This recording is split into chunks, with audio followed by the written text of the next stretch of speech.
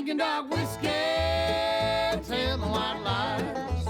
One leads to another on a Saturday night. And don't you cross your heart unless you hope to die. Drinking dark whiskey, telling white lies. I'm Lowell. I'm from Elgray Photography. I'm Jerry from Stone Fences Tours. And you're coming along with us Behind the label. We are revisiting the Hoffman Distillery. It's soon to get new life as a new distillery and under a new name.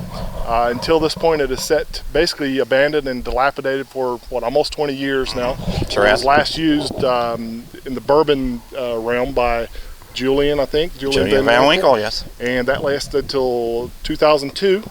But it's got a new ownership now, and if you keep watching, you'll see the guys that are responsible for that. So I'm Lowell. I'm from Elgray Photography. I'm Jerry from Stone Fences Tours. And you're going to come along with us behind the label. That was out of sync. We're keeping it. Okay. That was out. Hey, welcome back. We're with the new owners of what was previously the Hoffman Distillery, but it's now going to be called the Old Commonwealth Distillery. So I'm Lowell. I'm from Elgray Photography. I'm Jerry, Stone Fences Tours, and we're behind the label. So we're here with Zach and Tom, and just kind of maybe tell everybody, your kind of background with bourbon. I know you have like a huge collection.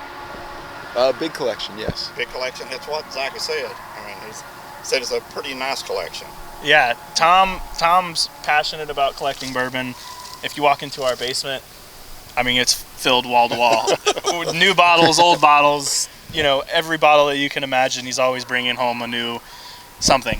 And me personally, I was a tour guide over at Kentucky Peerless for a couple of years. I interned for the KDA for a little bit. So I have some experience in the industry myself as well, and also just passionate about the industry as a whole. Awesome. So did the collecting come before this interest, or this interest is what spurred the collecting? So this just kind of happened. We've been collecting, and then we started wanting to bottle some of our own stuff, and we came across the name Old Commonwealth and some other brands, and we said, I wonder what happened to that old distillery.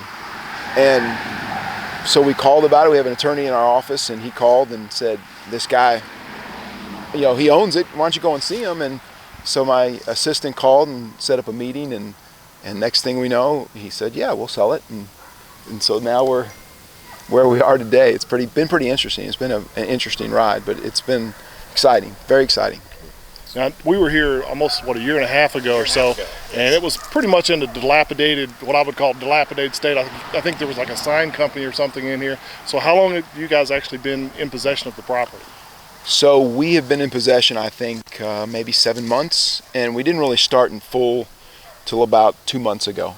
So, we've been doing stuff inside and trying to redo what we could and keep it from raining, and it was in really bad shape. And so now we're in the process. We've got architects and different people involved in trying to come up with the right mixture of what we want to do here, and we're really excited about what's going to take place. And it's cool that you're bringing back such a historic distillery here. We did that filming here for the Rippey Brothers, and we were talking about the Rippey Brothers and their linkage to Wild Turkey. But the other brothers came here and ran this. So it's Robert and Ezra. Yes, so they were and we're drinking something that was named after Ezra. Right, yeah. And I don't know how many of you out there realize it, but the name Ezra Brooks, which is actually from this distillery, was one of the Rippey sons. Rippey. Ezra Rippey. They didn't really were a little nervous about using that last name, considering the Rippey brothers were just across the county there. So so they used Ezra Brooks. But this is the birthplace of Ezra Brooks. This also has a time with quite a number of high-end other bourbon brands, namely the Van Winkle brands.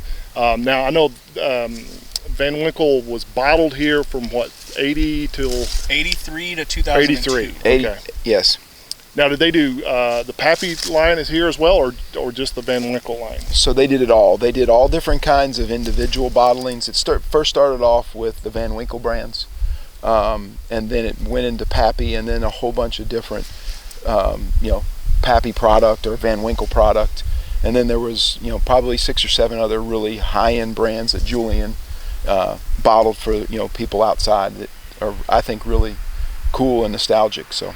And it was aged here too, which is something new that that you all were telling me, it was actually aged here in the rick houses that were actually behind where the camera would have been. And like I said, I think this area where it is, and you know, the topography of the land and the way the stream comes, if you come here in the morning time, it's 10 degrees colder in this area. So I think that had something to do with it too. There was a huge rick house here that fell over that maybe was 40,000 barrels. And then on the other side over here was another rick house. And so I think, you know, when Julian brought his stuff in '83, he aged it for a long time. So I think that really had, you know, something to do with it. He had some old, I'm not 100% sure everything that he had, but from my understanding, he had some old Boone stuff. He had Van Winkle stuff, or excuse me, he had Stitzel-Weller stuff. And then he had, what was the other one we said we were talking about? It? Not Old Fitzgerald, the one from Western Kentucky, Medley. He had some Medley. Yeah. And he said the Medley stuff was really great. You know, so I think. Actually, Kurt, I was under the impression it was only bottling, that basically he was essentially shipping it directly from Stitzer-Weller, bringing it here, put it in a bottle. But I think a lot of it was here. Oh, wow. And I could be wrong or what all he had here, but it was my understanding he had some barrels that were here. Cool. So what do people expect? I mean, what's your all's like experience that you want to once you get this, you know, completed? Your timeline is sometime next year, maybe. We're telling people April. As I was telling you guys, you know, with any construction project, you know, give it, you know, a little bit of leeway here and there. That being said, you know, what to expect when you kind of come and it is open.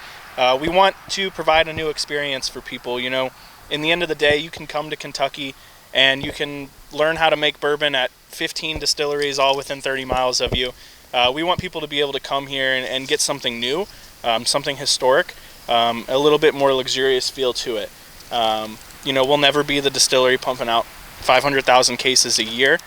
We want to do small releases, keep that rare aura around these brands that are currently out there, and also uphold the quality that once came from here. Awesome. I think that's exactly right. Well, I know Lawrenceburg, you said, has welcomed you.